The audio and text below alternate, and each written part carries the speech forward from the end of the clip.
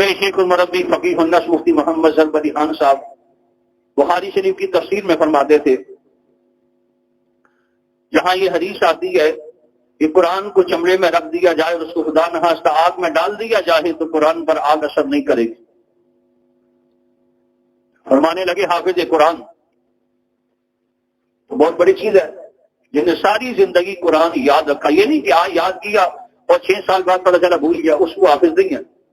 جس نے ساری زندگی یاد رہا اور پڑھتا رہا.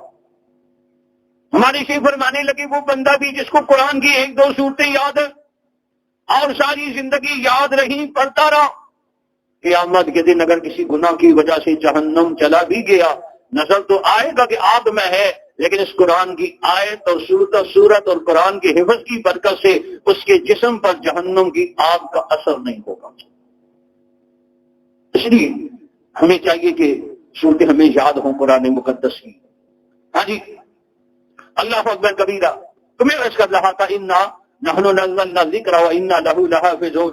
اللہ فرماتے ہیں قرآن ہم نے نازل کیا اور ہم ہی اس کی حفاظت کرنے والے. انگریز 1857 کی جنگ آزادی کے بعد انگریز لعنتی نے مسلمانوں کو تباہ برباد کرنے کے لیے تمام مدارس ختم کر دیے تھے. تمام علماء کو سولی پہ لٹکا دیا تھا، سب علماء ختم.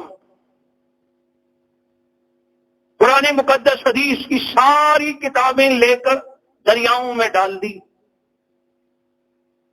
اور انگریز اس بات پر خوش ہوا. اس کو رپورٹ یہ دی گئی تھی کہ مسلمانوں کو اگر زیر کرنا ہے، اپنے زیر نگیں رکھنا ہے، غلام بنا کے رکھنا ہے تو ان سے قرآن بھی لے لو، علماء بھی لے لو. انگریز نے بڑا زور لگایا، سب کچھ لے لیا.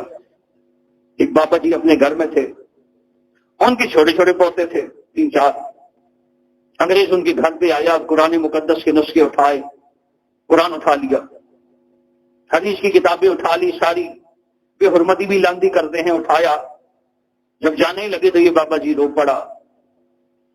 اللہ اکبر کبیرہ. کسی انگریز لانتی کہنے لگا تیرا دین چھن گیا، اسی قرآن چھن گیا، نبی کا فرمان چھن گیا، ارے تو کورے کا کورا ہی رہ گیا. اب مسلمانوں کے گھر میں قرآن پڑھنے والا کوئی نہیں ہوگا. مساجد مدارس ساری ختم کر دی گئی، علماء کو سولیوں پر لٹکا دیا گیا. اب تمہارا قرآن تمہیں ساری دنیا میں بھی نہیں ملے گا. بابا جی نے وہ چھوٹے چھوٹے پوتے آگے کر دیے. کہنے لگا او انگریز لانتی تیری سوچ اور ہوگی، مسلمان ایسا نہیں ہے. ان بچوں کے سینے میں سارا قرآن محفوظ ہے.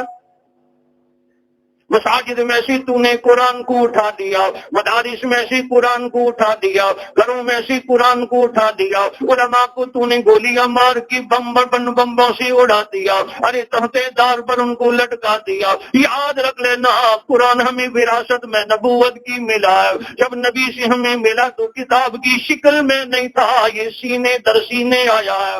ہم نے بھی قرآن کو سینے میں محفوظ کیا ہے. اپنی اولاد کے سینوں میں قرآن رکھیں گے، یہ محفوظ رہے گا. انہا نحن نزلنا الذکر وانہا لہ لحافظون.